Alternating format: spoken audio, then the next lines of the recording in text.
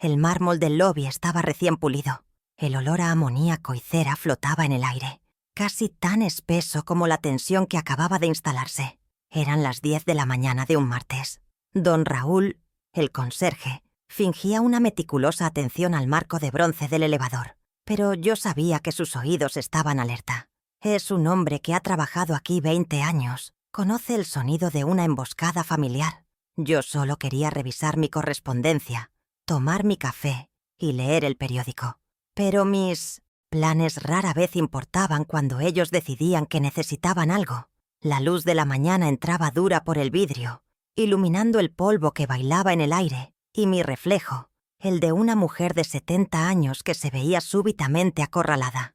Ramiro, mi único hijo, con sus 45 años y su traje mal ajustado, se paró frente a mí. A su lado, como una sombra costosa, su esposa, Patricia Villalobos. Ella, con su bolso de diseñador, una imitación bastante buena, pero yo conozco la textura del cuero real. Se movió estratégicamente para bloquear la puerta de vidrio. Su tacón golpeó el suelo con un clic seco. Quedé atrapada entre los buzones de bronce y la codicia de ellos. Ramiro no me miraba a los ojos. Miraba un punto sobre mi hombro. Un gesto que aprendió en la infancia justo antes de confesar una travesura. Pero esto no era una travesura. Era una ejecución patrimonial. «Mamá», empezó él. Y ya en esa palabra sentí la falsedad. Sostenía una carpeta de cartón azul, manchada de café en una esquina. La abrió con manos que temblaban ligeramente. Dentro, un documento. Pude leer el encabezado. Cesión de derechos de propiedad. El objeto pista. La prueba de su traición. Me lo acercó, casi golpeándome el pecho con el papel. «Necesitamos que firmes esto. Es por tu bien». Patricia, mientras tanto, se revisaba las uñas. Para ella, yo era solo un trámite administrativo que se interponía entre ella y mi apartamento de $250,000. La voz de Ramiro era un susurro pastoso, como si tuviera algodón en la boca. «Mamá, es la última vez que te lo pido. Firma el traspaso del apartamento». Su aliento olía a café rancio y a miedo. Miedo de ella, probablemente. Patricia levantó la vista de sus uñas y me dedicó una sonrisa que no llegó a sus ojos fríos. Era la mirada de una estatua. El silencio de don Raúl, que ahora limpiaba un vidrio inexistente en su escritorio, era ensordecedor. El lobby, mi hogar durante 30 años, se había convertido en un tribunal improvisado, donde yo era la única acusada. Él continuó su discurso ensayado, claramente escrito por Patricia. «Con lo que te queda de pensión, no puedes mantener este lugar, mamá. Es demasiado grande para ti». Sacó un folleto colorido de la misma carpeta. «Te conseguimos un lugar bonito, en el asilo. Ocaso Feliz». El nombre me golpeó. Ocaso Feliz. Un lugar donde te envían a esperar el final, lejos de la vista, vaciado de tus bienes. El folleto mostraba ancianos sonrientes jugando al bingo. Una mentira impresa en papel, satinado, igual que la preocupación en el rostro de mi hijo. Sostuve el folleto. La ironía era dolorosa. Yo, Amalia Rentería, que audité las cuentas de Textiles Andinos durante 35 años, que encontré fraudes millonarios escondidos en decimales, ahora estaba siendo tratada como una niña incompetente. Miré a Patricia. Ella estaba observando el valor de mis aretes, los que mi difunto esposo me regaló, calculando cuánto podría obtener por ellos. La indignación era un hielo formándose en mi pecho, no un fuego. El fuego quema rápido, el hielo preserva y corta. Empujé la carpeta azul hacia el pecho de Ramiro. Mis manos, manchadas por la edad pero firmes, no temblaron. «Este apartamento», dije, y mi voz sonó más fuerte de lo que esperaba en la acústica del lobby. «Es lo único que me dejó tu padre. Es mi hogar». Miré fijamente a mi hijo. «¿Un asilo, Ramiro? ¿Así terminan mis 40 años de trabajo? ¿Así me pagas los $80,000 de tu universidad?» La mención del dinero lo hizo retroceder un paso. Don Raúl dejó caer sus llaves. Patricia resopló, dando un paso adelante. El barniz de falsa dulzura se agrietó. «Ay, suegra, siempre tan dramática. Nadie está robándote. Es una reubicación necesaria. Piénsalo». Su amenaza flotaba entre nosotros. «Volveremos mañana por la firma. Y más vale que estés razonable». Tomó a Ramiro del brazo como si fuera un perro con correa y lo arrastró hacia la salida. La puerta de vidrio se cerró con un golpe sordo, y el silencio que dejaron era más pesado que sus palabras. Me quedé sola junto a los buzones. El folleto del ocaso feliz estaba en el suelo, a mis pies. Lo recogí. El papel era brillante, pero la promesa era opaca. Ellos creían que mi edad era sinónimo de debilidad. Creían que mis 70 años habían borrado mi mente calculadora. Se les olvidó una cosa. Yo fui auditora, y en ese preciso instante, mientras don Raúl finalmente se atrevía a mirarme con lástima, decidí abrir una última auditoría, la más importante de mi vida. La auditoría de Ramiro y Patricia. Y el balance, lo sabía, iba a ser devastador. Regresé a mi apartamento, no al lobby, sino al de verdad, el que compré con mi esposo, Manuel, hace 35 años, el que olía a sus libros y a mi café. Me senté en el sillón de terciopelo verde, el que Ramiro siempre dice que está pasado de moda. El folleto del ocaso feliz estaba arrugado en mi mano. ¿Un asilo? Miré la foto de mi título de contadora en la pared, colgado junto a una foto de Ramiro, en su graduación universitaria, la toga y el birrete que costaron una fortuna. 40 años de trabajo no se borran con un folleto satinado. 40 años de mi vida, resumidos en su intento de despojo. Ellos no recordaban, pero yo sí. Mi mente es un libro de contabilidad. Cada sacrificio está anotado. El primer gran asiento en ese libro fue su educación. Trabajé 35 años como auditora financiera en textiles andinos. Recuerdo el olor a tinta y papel de archivo, el zumbido del aire acondicionado a las 3 de la mañana. Me quedaba auditando cuentas bajo la luz verde de una lámpara de escritorio. Una luz que se comía los números y mis ojos. Lo hacía mientras Ramiro dormía en casa, para poder pagar esa universidad privada que él exigió. Una universidad que costó, en total, más de $80,000. Cada cheque de matrícula que firmé era un pedazo de mis noches, un sacrificio que hice con gusto, creyendo que invertía en su futuro, no en mi propia ruina. Recuerdo sus visitas a la oficina cuando era niño. Tocaba las calculadoras y decía que los números eran aburridos, pero esos números aburridos pagaron su ropa, sus autos, su vida entera. Nunca entendió el peso de una jornada doble. Nunca entendió lo que era revisar un balance general 5 veces, buscando un error de centavos que podría significar un desfalco. Yo le enseñé a ser honesto, o eso creía. Ahora veo su rostro en el lobby, pidiéndome que firme mi desahucio, y me pregunto, ¿en qué parte de la ecuación me equivoqué tan profundamente? ¿Cómo puede el producto de tanto esfuerzo volverse tan ingrato? Luego vino Patricia. Entró en la familia hace 10 años, y el balance financiero de Ramiro se desvió permanentemente hacia el rojo. Hace 5 años, ella decidió que quería ser empresaria. Una boutique de lujo. El dinero llama al dinero, suegra, me dijo, con sus uñas rojas golpeando la mesa de mi cocina. Ramiro, por supuesto, me lo pidió a mí. Es su sueño, mamá. Ella tiene visión.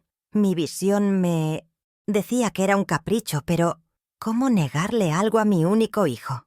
Para financiar ese sueño, vendí el pequeño terreno en las afueras que Manuel y yo habíamos comprado para nuestro retiro.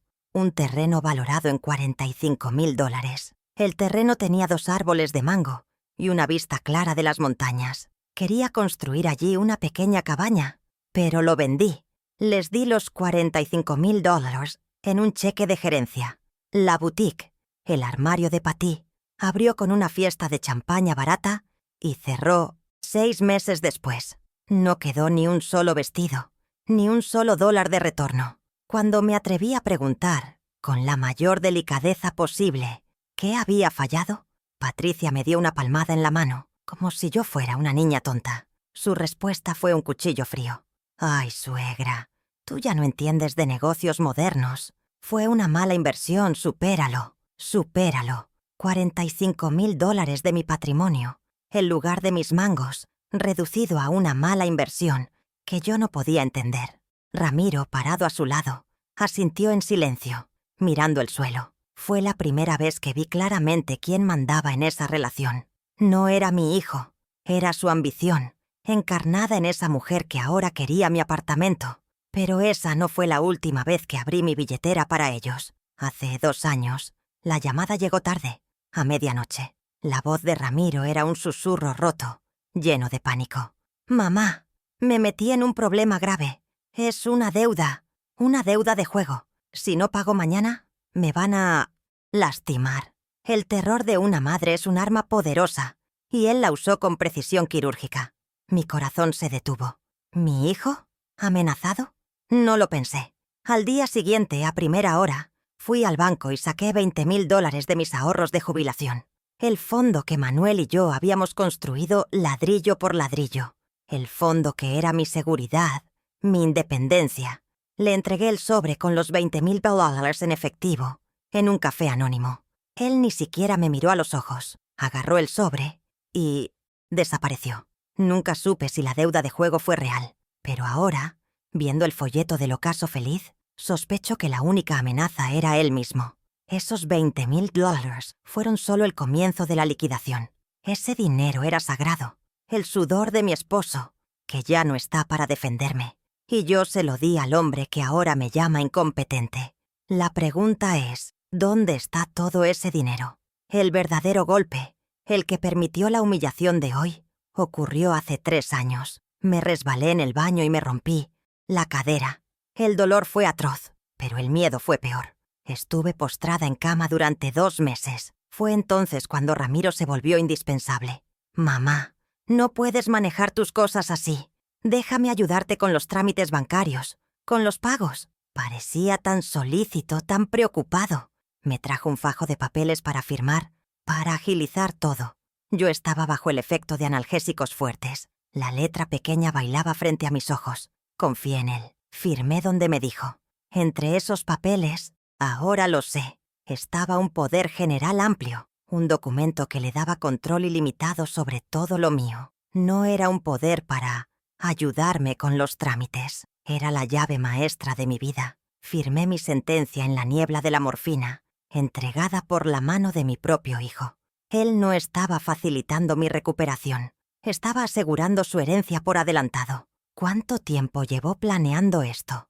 ¿Desde que me rompí la cadera? ¿O desde mucho antes? Poco después de eso, mi acceso a la banca línea dejó de funcionar. Cuando llamé a Ramiro para preguntarle, su tono fue condescendiente, el que ahora reconozco tan bien. «Mamá, te quité el acceso por seguridad. Hay muchas estafas en línea y tú eres muy confiada».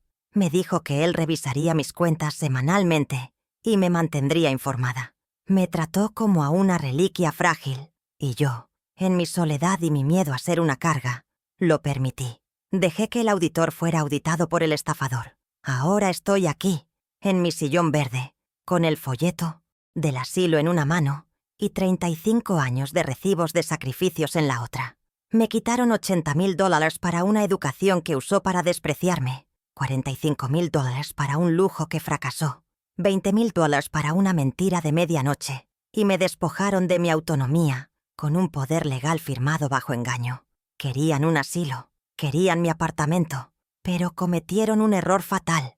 Me subestimaron y le dieron a una auditora jubilada, enojada y con demasiado tiempo libre, una última cuenta que saldar. El juego cambió. La puerta de mi apartamento se cerró y el sonido del cerrojo pareció definitivo. El silencio era total, roto solo por el tic-tac del reloj de pared que Manuel me regaló. Me quedé quieta en el pasillo. La humillación en el lobby era una capa de hielo sobre mi piel. Me querían en un asilo. Me querían borrar. Pero para borrar a alguien, necesitas un poder legal. Y para declararlo incompetente, necesitas pruebas. ¿Qué pruebas tenían ellos? O, más importante, ¿qué poder les había dado yo? La respuesta tenía que estar en esta casa, entre mis propios recuerdos. Mi mente de auditora se activó, no por instinto, sino por pura necesidad de supervivencia. Mi primer destino fue el estudio. Allí guardo 40 años de declaraciones de impuestos, garantías de electrodomésticos y recuerdos. Sabía exactamente qué buscar. Los archivos del año en que me rompí la cadera. Hace 3 años. Caminé hacia el archivador de metal de 4 gavetas. Un mueble feo pero ordenado. Abrí la tercera gaveta, etiquetada Médico y Legal 2022. El olor a papel viejo y tinta seca me recibió. Allí estaba, una carpeta de acordeón de plástico azul, abultada. La misma que Ramiro me traía al hospital y a casa. Para mantener todo en orden, mamá. Saqué la carpeta y la puse sobre el escritorio de roble. Mis manos estaban firmes. Ya no había dolor por la traición, solo una fría necesidad de hechos. Pasé por recetas médicas, facturas del hospital, y luego lo vi. Al fondo, doblado en 3, estaba el documento. Poder General Amplio. Lo saqué. El papel era grueso, oficial, y allí estaba mi firma, ligeramente temblorosa, una reliquia de los días en que estaba nublada por los analgésicos. Mi propia mano me había traicionado, guiada por la de mi hijo. Lo extendí bajo la lámpara del escritorio. Mi corazón no se aceleró, se volvió pesado, un ancla de hielo. Leí las cláusulas que había ignorado, las que Ramiro me dijo que eran solo formalidades. Cláusula 4. Autorización para disponer, vender, transferir y gestionar todos los bienes muebles e inmuebles. Cláusula 7. Sin limitación alguna. Ilimitada. La palabra resonaba en el silencio del estudio. Le había dado a mi hijo un poder ilimitado sobre todo lo que poseía, la llave de mi vida entera. El folleto del ocaso feliz sobre el escritorio cobró un nuevo sentido. No era una sugerencia, era el siguiente paso lógico en su plan. Con ese poder, podían vaciar mis cuentas, vender mi apartamento y firmar mi ingreso a ese lugar. Y yo no podría hacer nada. Me levanté y miré el documento. No firmé una ayuda, me dije en voz alta al silencio del estudio. Firmé mi sentencia, pero una sentencia puede ser apelada si se encuentran nuevas pruebas. Y yo era una experta en encontrar lo que otros querían mantener oculto. Sabía que no podía hacer esto sola. Un poder notarial era un documento legal. Necesitaba un arma legal para combatirlo. Tomé mi agenda telefónica, la de papel, no la del celular que Ramiro me configuró. Busqué un número que me había dado una amiga del club de lectura hacía años. Si alguna vez tienes problemas serios, me dijo, llama a esta mujer. Es un tanque. El nombre estaba escrito con mi propia letra. Doctora Rocío Valdés, abogada. Marqué el número. Su asistente me dio una cita para el lunes siguiente. Es urgente, dije. Es un asunto de patrimonio y capacidad. Me dieron una cita para esa misma tarde. La oficina de la doctora Rocío Valdés, en el piso 15 de un edificio en el centro, era todo lo contrario a mi apartamento. Era acero, vidrio y orquídeas blancas. Impecable, fría y eficiente. Ella, con sus 48 años y un traje sastre gris perla, me escuchó sin interrumpir. No mostró lástima, lo cual agradecí. Mostró interés profesional. Le entregué el poder general. Lo leyó rápidamente, sus ojos moviéndose con una velocidad que yo reconocía. Ella también era una auditora, pero de leyes. Señora Amalia, este documento es perfectamente legal, dijo, y sentí que el piso se movía. Usted le otorgó a su hijo un poder absoluto. Lo firmó de su puño y letra. Hizo una pausa. Vio mi rostro impávido. Sin embargo, continuó, así como se otorga, se puede revocar. Es un acto unilateral. Podemos enviar la notificación de revocación hoy mismo. Eso era bueno, pero ella levantó una mano. Pero antes de revocarlo, necesitamos saber el alcance del daño. Si lo revocamos ahora, él podría ocultar sus huellas. ¿Tiene acceso a sus cuentas bancarias? Negué con la cabeza. Ramiro me quitó el acceso a la banca en línea hace meses. Dijo que era para protegerme de estafas. La ironía era tan amarga que casi me hizo sonreír. La doctora Valdés asintió, su expresión endureciéndose. El depredador protegiendo a la presa. Necesitamos esos extractos bancarios. Los últimos 3 años. ¿Puede conseguirlos? No podía simplemente ir al banco. Ramiro lo sabría. El gerente de mi sucursal era amigo suyo. Necesitaba ayuda interna. Necesitaba a alguien de mi mundo. Esa noche hice una segunda llamada.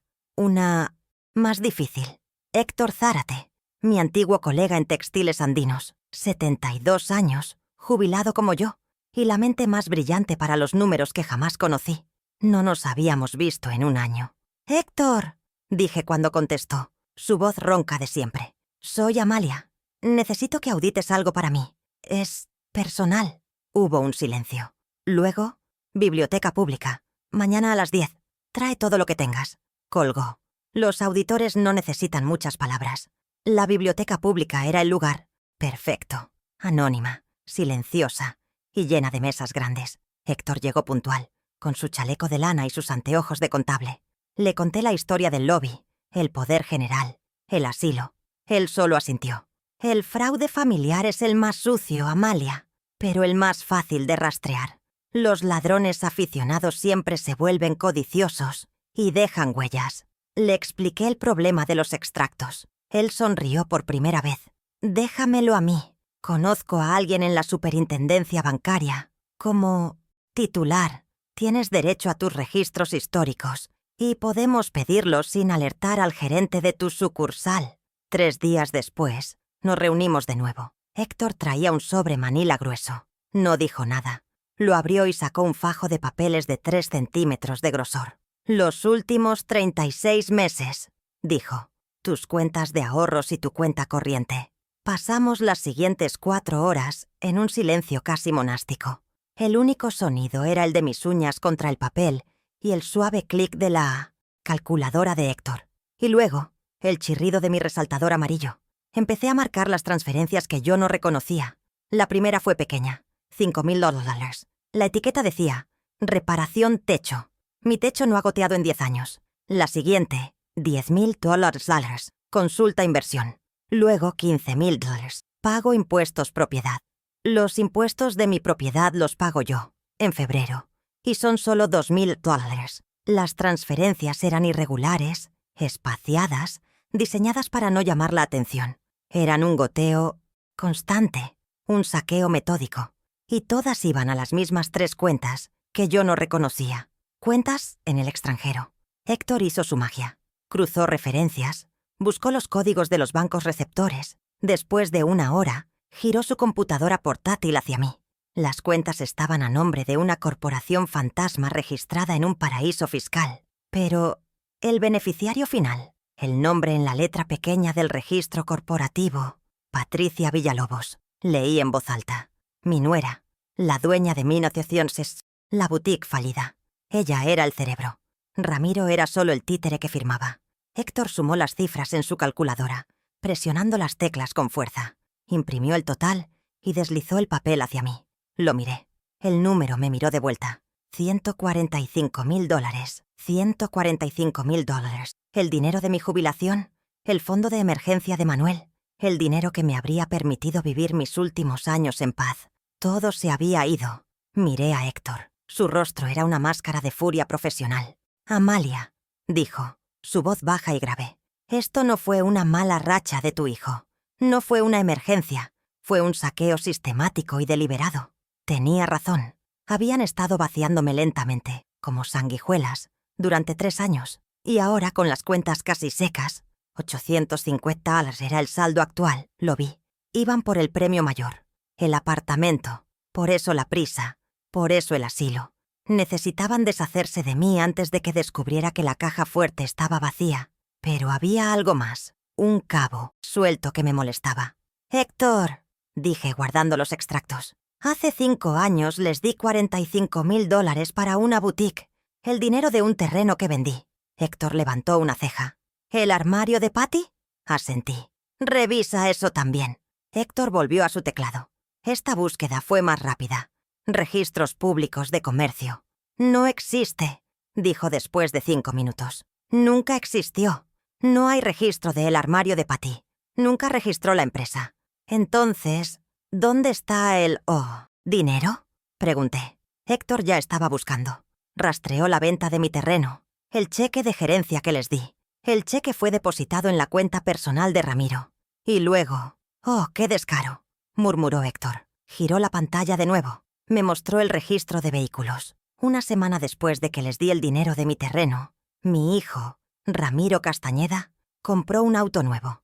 Un Audi A5 deportivo, color plata. El contrato de compra-venta estaba allí, claro como el día. El mundo pareció encogerse y aclararse al mismo tiempo. Mi pequeño terreno, mis 2 árboles de mango, mi sueño de una cabaña, se había transformado en un auto deportivo de lujo para que mi hijo impresionara a su esposa. El dolor fue agudo, pero breve. Fue reemplazado por una claridad cristalina. Mi terreno no financió un sueño, dije. Más para mí que para Héctor. Financió un lujo. La boutique fue una mentira. La deuda de juego fue una mentira. Su preocupación por mí era una mentira. Tenía las pruebas. El poder general, la traición legal, los extractos bancarios, el saqueo de $145,000 y el contrato del Audi, la prueba del fraude de $45,000. Tenía el cómo, el cuánto y el por qué. Héctor me miraba, esperando mi siguiente movimiento. ¿Llorar? ¿Gritar? No. Miré por la gran ventana de la biblioteca. Afuera la ciudad continuaba, y en el horizonte, recortándose contra el cielo del atardecer, estaba el edificio más nuevo y más caro de la ciudad, el Titanium Plaza, un monumento al exceso y al poder. Ramiro y Patricia estaban obsesionados con el estatus, siempre mirando hacia arriba, soñando con ese tipo de vida, una vida que no podían pagar, pero que estaban dispuestos a robarme para conseguirla. Una idea empezó a formarse, una idea fría, precisa y teatral. Ellos querían estatus, querían lujo. Yo se los daría. O al menos, la ilusión de uno. Miré la torre de vidrio. El penthouse sería mi teatro, pensé. Y ellos, los actores principales de mi última auditoría. El plan acababa de nacer. El lunes por la mañana, el sol golpeaba mi escritorio, pero yo sentía el frío de la biblioteca. Los archivos que Héctor y yo compilamos estaban ahora en una carpeta negra, profesional, no en un sobre manila. Pesaba, no por el papel, sino por la verdad que contenía. Los $145,000 en transferencias sistemáticas, los $45,000 del terreno convertidos en un Audi A5. Cada documento era un clavo en el ataúd de la confianza que alguna vez tuve. A las 9 de la mañana en punto, estaba de vuelta en la oficina de la doctora Rocío Valdés, el piso 15 de acero y vidrio. Ella representa el mundo que Patricia y Ramiro anhelan, un mundo donde el poder es visible. Puse la carpeta negra sobre su escritorio de caoba. Aquí está, dije, el alcance del daño. Ella no me pidió que resumiera. Abrió la carpeta y comenzó a leer. Observé su rostro, impasible al principio. Luego sus cejas se arquearon levemente ante los extractos bancarios. Cuando llegó al contrato del Audi A5, fechado una semana después de la venta de mi terreno, levantó la vista. No había compasión. Había algo mejor. Indignación profesional. Esto no es solo abuso de confianza, Amalia. Esto es fraude. Robo. Asentí. Era bueno tener un nombre técnico para la traición. La doctora Valdés me explicó mis opciones. Podíamos ir por la vía penal. Denuncia, arresto, un juicio público. Era tentador pero largo. Y extrañamente, no era lo que yo quería. Yo no quería su encarcelamiento. Quería su restitución. Quería que devolvieran hasta el último centavo que me robaron. La segunda opción, dijo ella, es la restitución civil. Preparamos un acuerdo. Los confrontamos con la evidencia y les damos a elegir. Firman y pagan, o vamos a la policía el lunes. Elegí la segunda. La humillación pública era un arma más precisa que la cárcel. El primer paso, sin embargo, era inmediato. Ese mismo lunes, a las 2 de la tarde, la doctora Valdés dictó la carta. Por medio de la presente, yo, Amalia Rentería, en pleno uso de mis facultades, cada tuona estos, palabra era un golpe de martillo. Revoco de manera inmediata e irrevocable el poder general amplio otorgado a Ramiro Castañeda. Firmé 3 copias, una para mí, una para el banco y una para él. La doctora Valdés la envió por correo certificado con acuse de recibo y también vía un notificador oficial. Para las 14:00 horas de hoy, dijo ella, tu hijo habrá perdido legalmente todo control sobre tus bienes. El grifo está cerrado. Sentí un alivio que fue casi doloroso. Era el primer paso para recuperar el control. Pero cerrar el grifo no recuperaba el agua ya derramada. Ahora venía la parte difícil, el plan para recuperar los $190,000. Mientras la doctora Valdés preparaba el borrador del acuerdo de restitución, yo tenía que ocuparme de la logística. Tenía que asegurarme de que mi trampa fuera perfecta. El martes lo dediqué a asegurar mis fronteras. Fui al banco con mi copia de la revocación. El gerente, el amigo de Ramiro, no estaba. Mejor, hablé con la subgerente, una mujer joven que solo siguió el procedimiento. Confirmó que mi cuenta principal tenía un saldo de $850. El saqueo había sido casi total, pero yo tenía algo que ni Ramiro ni Patricia sabían. Una pequeña cuenta de ahorros en otro banco, una cuenta que abrí con un bono de liquidación de textiles andinos y que nunca vinculé al poder general. Era mi fondo de dignidad, dinero que Manuel y yo habíamos guardado para un capricho. Contenía $8,000. Era todo lo que me quedaba en el mundo, y decidí que ese capricho no sería un crucero, sino la justicia. El miércoles lo pasé investigando, no en la biblioteca, sino en mi computadora. Busqué el Titanium Plaza. Era el edificio que Patricia siempre señalaba cuando íbamos en el auto. Ahí vive la gente que importa, decía. Era el símbolo máximo de su ambición. Busqué en línea, alquiler de oficinas corporativas, Titanium Plaza. Encontré la agencia. Las oficinas de lujo se alquilaban por mes, pero los pisos superiores, los penthouses corporativos, a veces se rentaban para eventos de un día. Marqué el número. Mi voz fue firme. Buen día. Hablo en nombre de Auditorías Rentería. Necesito alquilar el piso 50 para un evento corporativo de alta dirección este domingo. Hubo una pausa. La agente probablemente estaba sorprendida. El piso 50 tiene 300 metros cuadrados, señora, y es un espacio vacío, solo mobiliario de sala de juntas. Respondí. Eso es exactamente lo que necesito.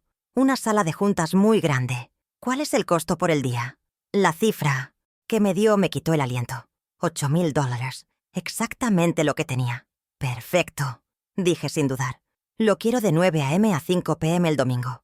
El jueves por la mañana transferí los $8,000 de mi cuenta secreta. Fue el gasto más aterrador y más liberador de mi vida.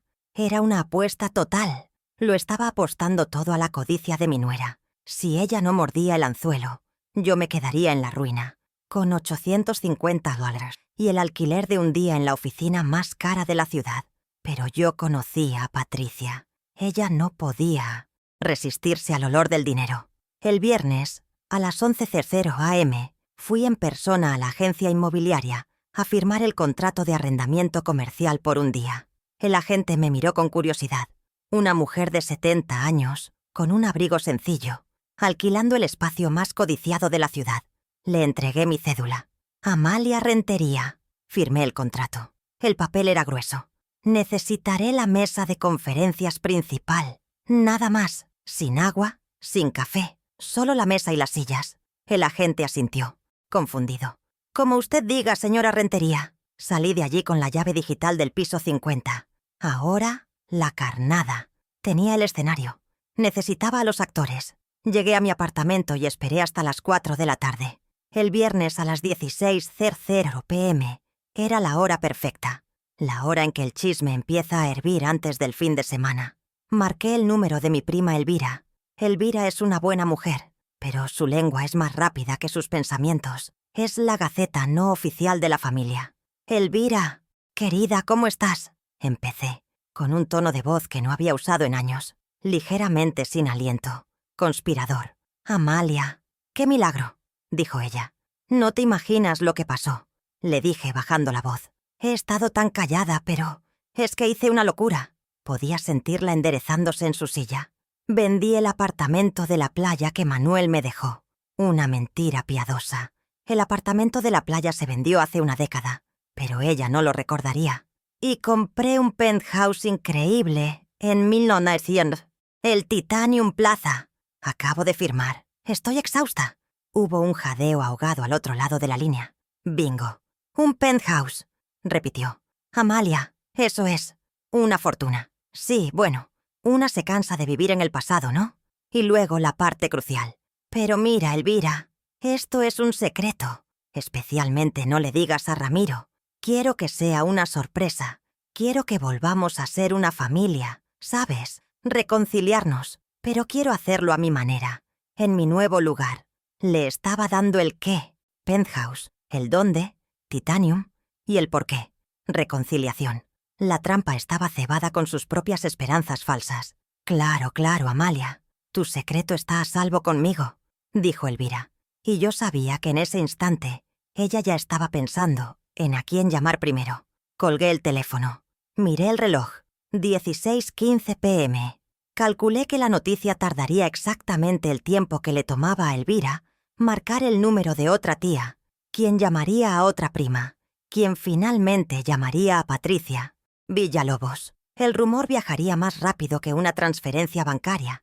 Estimé que Ramiro me llamaría en menos de 24 horas. El sábado fue un día de silencio espeso. Me dediqué a limpiar mi apartamento. Pulí la plata. Ordené los libros de Manuel. No era nerviosismo. Era preparación ritual. Estaba poniendo mi casa en orden antes de la batalla. Cada vez que sonaba el teléfono, mi corazón daba un vuelco. Una llamada era de una farmacia, otra un número equivocado. A las 15:00, me preparé un té. Senté junto a la ventana. Si no llamaban, mi plan había fallado. Significaba que su desprecio por mí era mayor que su codicia. A las 16:03 p.m. del sábado, el teléfono sonó. El identificador de llamadas mostró Ramiro. Dejé que sonara 3 veces. No quería parecer ansiosa. Respiré hondo. Compuse mi voz para que sonara frágil, ligeramente confundida. «Hola, ¿hijo?» El torrente de entusiasmo falso al otro lado de la línea fue casi ensordecedor. «Mamá, mamá, qué bueno que te encuentro. Es cierto. Elvira le dijo a la tía que te mudaste. ¿Es cierto lo del penthouse en el Titanium?» Su voz era aguda, llena de una codicia que confundía con alegría.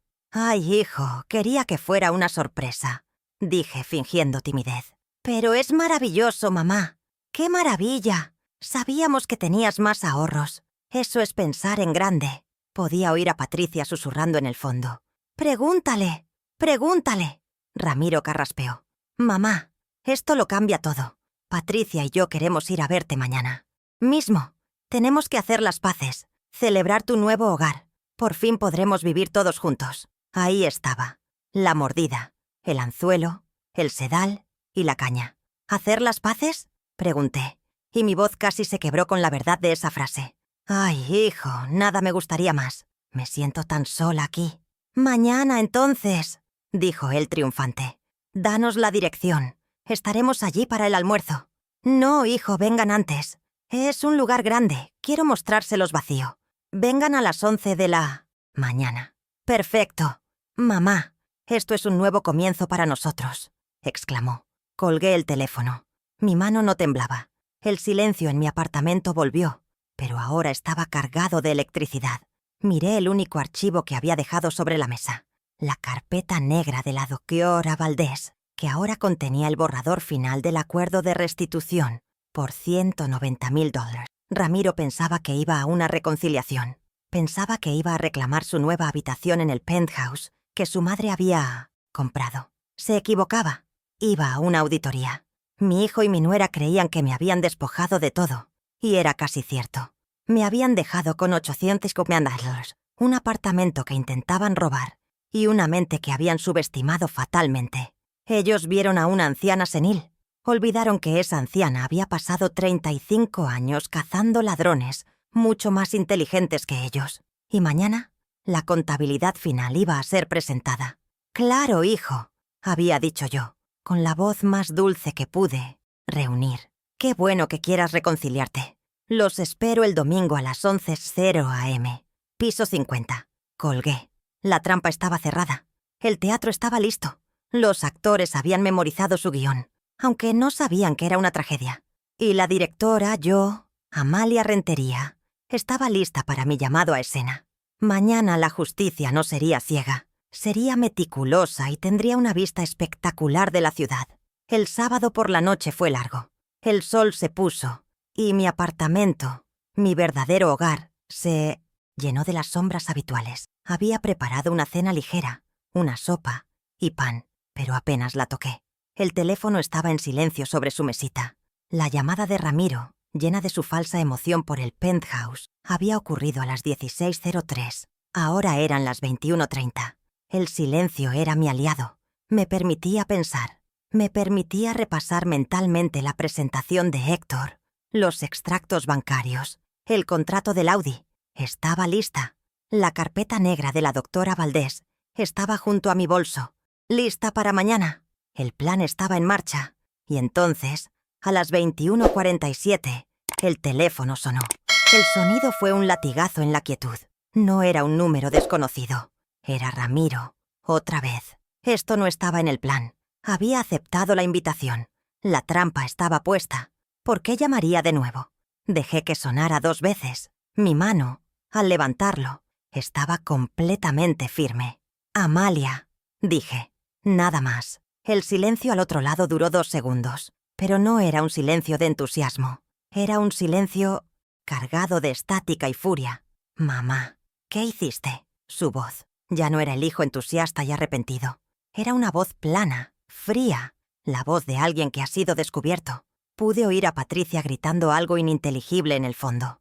El escenario acababa de cambiar.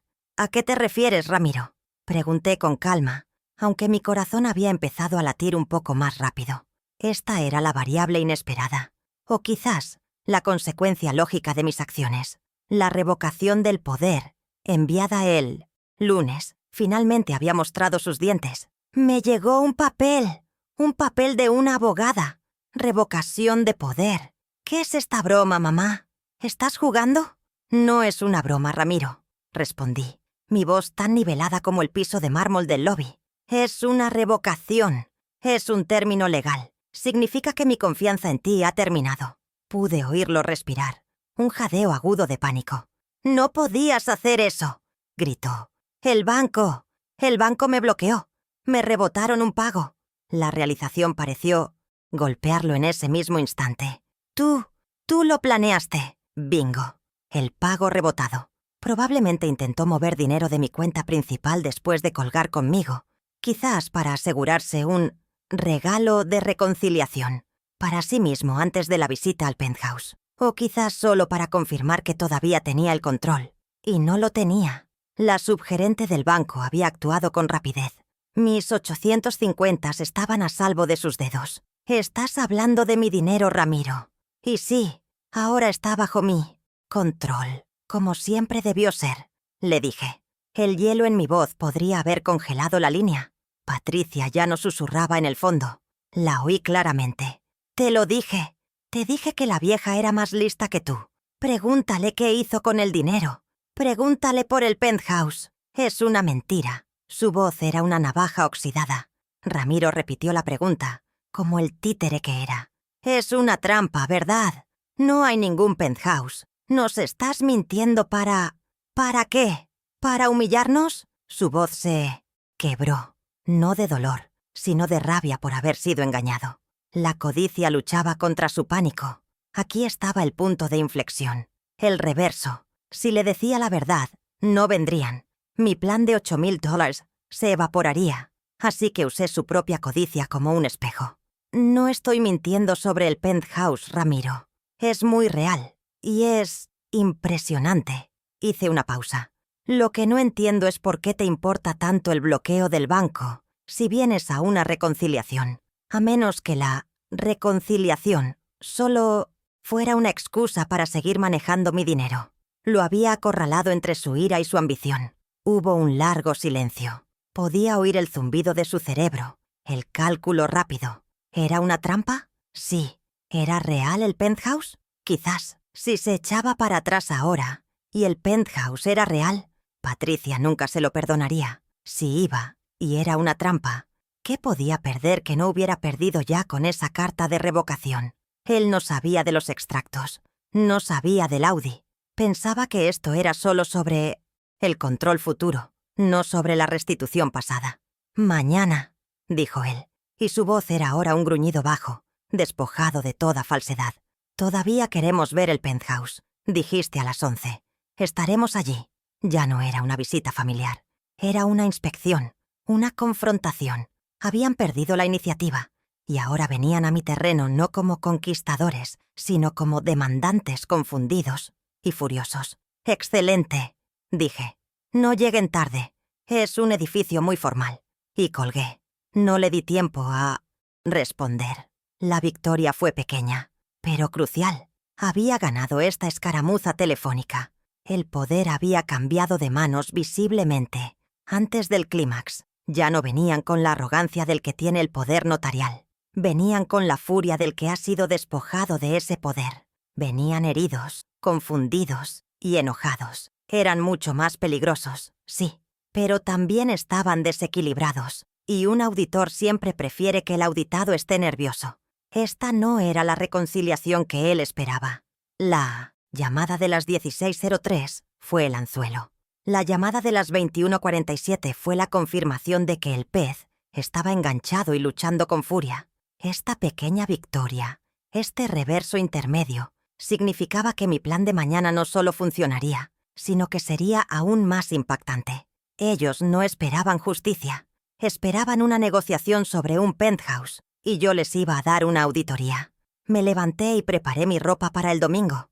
Un traje sastre de lino color hueso, profesional, sereno, impecable. El color del luto no, el color de la limpieza, el color de un balance en cero. Miré la carpeta negra.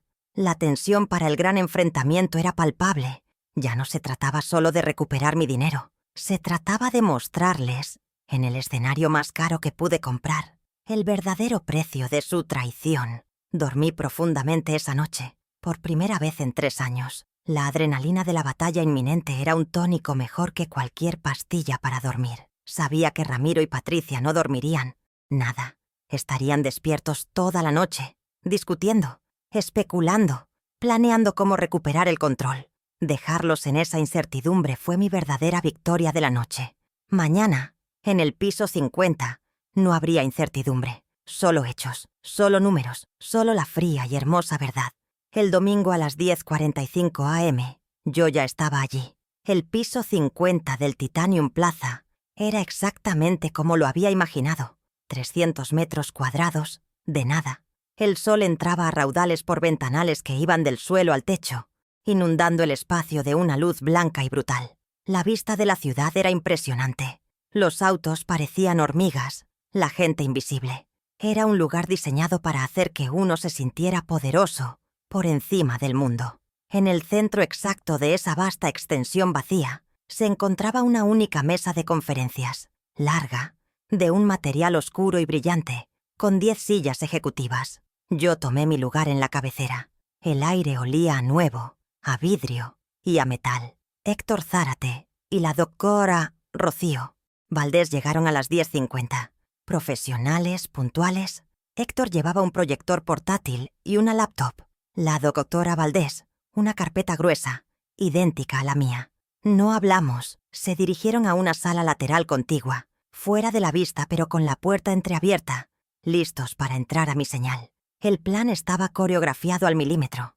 Yo me quedé sola en esa inmensa sala de juntas, mirando la puerta principal del elevador. El silencio absoluto roto solo por el zumbido casi imperceptible del aire acondicionado. Yo era la dueña de ese escenario, aunque fuera solo por 8 horas. A las 11:02, el elevador anunció su llegada con un timbre suave. Las puertas metálicas se abrieron y ellos entraron. Ramiro y Patricia se detuvieron en seco, sus ojos deslumbrados por la luz y el espacio. La vista de la ciudad los golpeó primero. Pude ver a Patricia jadear, sus ojos moviéndose con rapidez, calculando el valor por metro cuadrado. Su enojo de anoche, el de la llamada por la revocación, se disolvió instantáneamente, reemplazado por la más pura y abrumadora codicia. Creyeron que la llamada había sido solo un malentendido legal, y que esto era real, esto era suyo. Ramiro, con su traje de siempre, parecía pequeño e insignificante en la inmensidad del lugar. Patricia, en cambio, pareció crecer. Se irguió, pasando sus manos por las paredes de vidrio. «¡Mamá!», exclamó, su voz rebotando en el vacío. «¡Mamá! Esto es increíble». Caminó hacia mí, sus tacones resonando en el piso de concreto pulido. Ni siquiera me miró. Miraba el horizonte. «¿Cuál será nuestra habitación? Quiero la que da al este. Imagina el amanecer». Ese fue su error. Asumir que el botín era suyo antes de la victoria. Yo no me levanté. Permanecí sentada en la cabecera de la mesa, la única silla ocupada. La distancia entre nosotros era de al menos 10 metros. Levanté mi mano y señalé las 2 sillas frente a mí. «Siéntense», dije. Mi voz, calmada y serena, sonó sorprendentemente alta en el vacío. El eco la hizo sonar como una orden, no una invitación. Dejaron de mirar la vista y me miraron a mí. La confusión comenzó a reemplazar la euforia. Caminaron lentamente hacia la mesa, como si se acercaran a un animal extraño. Se sentaron. El silencio volvió a caer, más pesado esta vez. Miraron alrededor, notando por primera vez lo que yo ya sabía: la absoluta vacuidad. No había sofás, ni alfombras, ni cajas de mudanza. Solo esta mesa y yo. La confusión de Ramiro se convirtió en ansiedad. Se movió en la silla. «¿Mamá? ¿Qué pasa? ¿Por qué está vacío?» La pregunta flotó en el aire, cargada de la tensión de la noche anterior. La sospecha volvía a sus ojos. Patricia frunció el ceño, su sonrisa de diseñador desvaneciéndose. Me incliné ligeramente hacia adelante, poniendo ambas manos sobre la mesa. Los miré directamente, primero a mi hijo, luego a mi nuera. «Tienes razón, Ramiro. Está vacío», comencé, mi voz quirúrgica, porque esto no es un penthouse. Vi el destello de pánico en los ojos de Patricia. «Es una oficina. La alquilé por 8 horas, y ustedes no son invitados a una reconciliación». Hice la pausa más larga de mi vida, dejando que la realidad los golpeara. «Son el punto principal de la agenda de esta reunión». «¿Qué? ¿Qué diablos significa esto?», balbuceó Ramiro, intentando levantarse. «Siéntate», ordené, y él, por puro reflejo de una autoridad que no había oído en décadas, obedeció. «Significa que te subestimé, Ramiro. Creí que solo eras débil, pero resulta que también eres un ladrón. Y tú, Patricia, una estafadora bastante mediocre». El rostro de ella se contrajo de pura rabia. «¿Cómo te atreves, vieja?» «Silencio», la corté. «No tienes la palabra. Esta no es una conversación. Es una auditoría. Y es mi primera auditoría como consultora independiente». En ese momento, como estaba planeado, las puertas traseras de la sala se abrieron. Entraron Héctor Zárate y la doctora Rocío Valdés. Héctor con su laptop y la doctora Valdés con su carpeta. Avanzaron con una autoridad silenciosa. Patricia y Ramiro giraron en sus asientos, sus rostros pálidos. Vieron a un hombre mayor con aspecto de contable y a una mujer con un traje de $5,000. Vieron el poder real, y no estaba de su lado. «Esto es una trampa», gritó Ramiro. «Es una emboscada». «No, Ramiro», dijo la doctora Valdés, su voz clara y cortante mientras tomaba asiento a mi lado. «Esto es una presentación de hechos. Le ruego que preste atención». Héctor, sin decir palabra, conectó su laptop al proyector. La pared blanca de 30 metros a nuestra izquierda se convirtió en una pantalla gigante. El primer documento apareció, nítido en la luz del sol. «El poder general amplio». Y sobre él, en letras rojas gigantescas, la palabra «revocado». «Como saben desde anoche», dijo la doctora Valdés, «la señora Rentería ha recuperado el control total de sus bienes». Ramiro apretó los puños. «No importa. Lo hecho. Hecho está». «Exactamente», dijo Héctor, su voz de auditor por primera vez. Y la imagen cambió. Apareció el primer extracto bancario. Se identificaron transferencias sistemáticas y no autorizadas desde la cuenta de la señora Rentería durante los últimos 36 meses. Héctor usó el puntero láser. $5,000 aquí, 10,000 allá, hacia 3 cuentas offshore. Y en la pantalla aparecieron los nombres. «Registradas a nombre de Patricia Villalobos». «Eso es mentira. Son falsificaciones», gritó Patricia, medio levantándose. «Tengo las confirmaciones bancarias y los registros corporativos autenticados, señora Villalobos», dijo Héctor con calma. «El total del desfalco de sus cuentas de ahorro asciende a $145,000. Ramiro miraba la pantalla con los ojos desorbitados. Parecía que ni él sabía la cantidad exacta que su esposa había estado sifoneando. Su traición era, al parecer, de varios niveles. «Y luego», continuó Héctor impasible, «está el asunto de la boutique». La imagen cambió de nuevo. En un lado, la orden de venta de mi terreno por $45,000. En el otro, un contrato de compra-venta de un vehículo.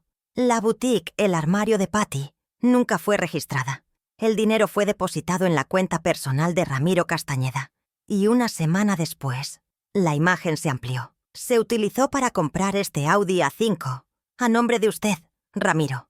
Patricia dejó de sonreír. Ese fue el momento que supe que había ganado. Su máscara de desdén y superioridad se desmoronó. Se quedó mirando la pantalla, no con rabia, sino con el terror sordo de quien ha sido atrapado sin coartada. El Audi, su símbolo de estatus, comprado con mi sueño de una cabaña, ahora era la prueba irrefutable de su fraude conjunto. Había sido tan descarada, tan arrogante, que nunca pensó que una vieja como yo sabría cómo buscar un registro de vehículos. Ramiro solo balbuceaba. Fue un préstamo. Ella iba a... Guarde silencio, señor Castañeda, interrumpió la doctora Valdés. Apagaron el proyector. La luz en la sala pareció aún más brillante, más dura. Estaban expuestos. La doctora Valdés deslizó la carpeta gruesa por la mesa pulida. El sonido fue un golpe sordo, el único ruido en la habitación. Lo que vieron, dije yo, hablando de nuevo, es la realidad. Los miré. Están paralizados porque, por primera vez en sus vidas, no pueden mentir para escapar de las consecuencias. La doctora Valdés abrió la carpeta. Dijo ella, es un acuerdo de restitución. Sacó un documento. El monto total, incluyendo los $145,000 del desfalco, los $45,000 del terreno, más daños e intereses, asciende a $190,000. Puso el documento frente a ellos, junto con un bolígrafo. Tienen 30 días para firmarlo y presentar un plan de pago. Patricia soltó una risa que sonó a un ladrido. ¿O qué? ¿Nos vas a demandar? Tardará años. Oh, continuó la doctora Valdés, sin inmutarse. No firman. Y el lunes a primera hora, a las 8:00 am, Héctor y yo presentaremos una demanda penal por fraude agravado, abuso de confianza y asociación delictiva en su contra. La sonrisa de Patricia desapareció. Con esta evidencia, la fiscalía pedirá prisión preventiva. Perderán sus pasaportes hoy. El color desapareció del rostro de Ramiro. La palabra prisión finalmente había penetrado su negación. «¡No puedes!», gritó Ramiro golpeando la mesa. El sonido fue patético en esa sala tan grande. «Somos tu familia. Soy tu hijo. No puedes hacernos esto». Su voz se quebró.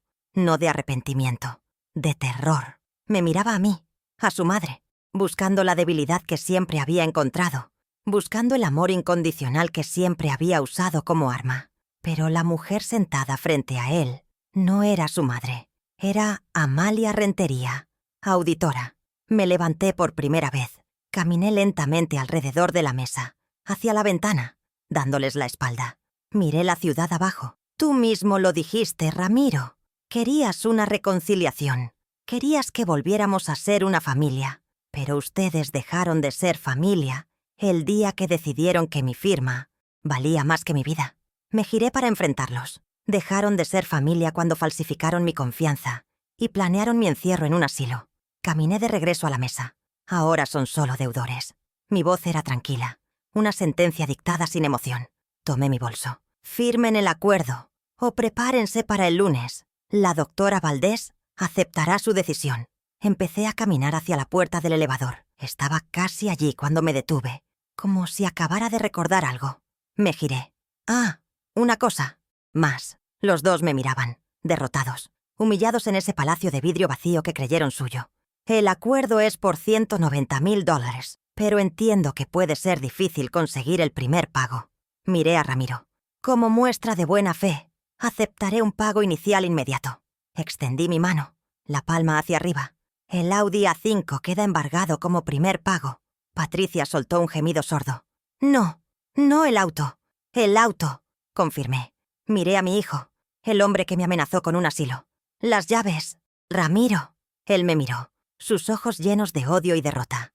Metió la mano temblorosa en el bolsillo de su traje y sacó el llavero. El logo plateado brilló bajo la luz del sol. Dudó. «Las llaves», repitió la doctora Valdés. Él las arrojó sobre la mesa. El sonido del metal contra la superficie pulida fue el punto final de mi auditoría. Salí del elevador del Titanium Plaza sintiendo el aire acondicionado del lobby en mi piel. Un frío artificial que contrastaba con el temblor de la adrenalina. Las llaves del Audi A5 pesaban en el bolsillo de mi chaqueta. Rocío y Héctor caminaban a mi lado. «Firmaron», dijo Rocío, guardando su propia copia del acuerdo. La amenaza de la demanda penal el lunes fue suficiente. Tienen 30 días para presentar el plan de pago y 90 para liquidar la primera cuota de la venta de su casa. Asentí. La primera batalla, la de la intimidación, la había ganado yo. El sol de la calle me golpeó como una bendición. Estaba libre. Héctor insistió en llevarme a casa. No en el Audi, por supuesto. Rocío se encargaría de la logística de la incautación legal esa misma tarde.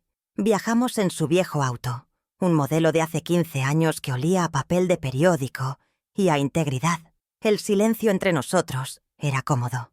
«Buen trabajo, Amalia», dijo finalmente, mientras doblaba la esquina de mi calle. «Los números nunca mienten, pero la gente trata de hacerlo. Hoy, los números ganaron. Miré mi edificio, mi verdadero hogar. Ya no era un botín de guerra, era mi fortaleza. Han pasado 3 meses. Mi apartamento sigue igual. El sillón de terciopelo verde aún domina la sala. Pero el silencio ha cambiado. Ya no es el silencio de la soledad o el miedo. Es el silencio de la paz. He establecido nuevos límites, tan claros como una línea de contabilidad. Ramiro y Patricia han llamado. Sus voces ya no son arrogantes ni falsamente dulces, sino delgadas, quebradizas, llenas de una desesperación autoinfligida. No he respondido. Mis oídos ya no son un buzón para sus mentiras o sus quejas.